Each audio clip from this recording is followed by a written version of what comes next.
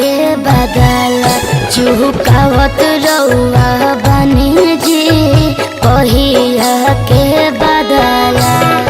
बुझ मजबूरी यही से बोला जानी रानी जी, बुझ मजबूरी यही से बोला जानी रानी जी। दिलवे जानत बा कि कैसे जिया कहानी जी, दिलवे जानत बा कि कैसे जिया कहानी जी, दिलवे जानत बा।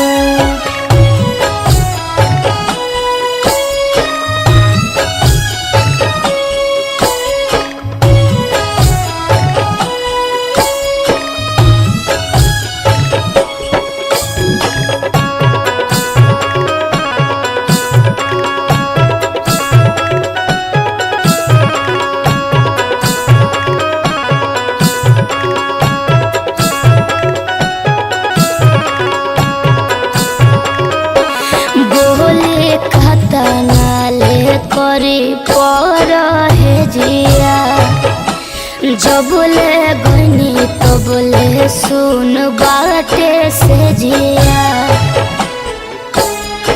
याद आवे पहिला मिलानवा नहीं बिसरे सूरतिया हो, करत रहो से जिया पधानिया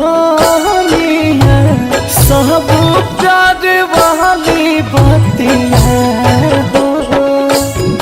लागता के छूट जाई अब पनी जी, लागता के छूट जाई अब पनी जी कहिया के बदला चुकावत रउआ बनी जी कहिया के बदला।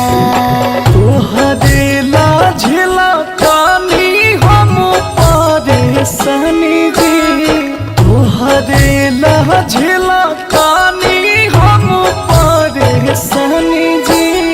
दिलवे जानत बा कि कैसे जिया कहानी जी, दिलवे जानत बा कि कैसे जिया कहानी जी, दिलवे जानत बा।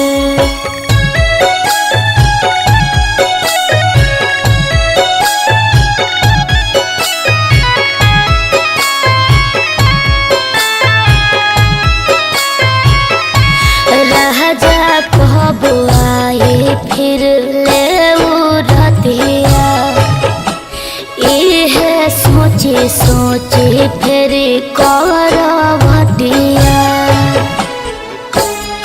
सब्र करा थोड़े दिन रानिया हम जला से आईब हो, सोनवा से तुप देव देहिया सारा गहना गढ़ाईब हो।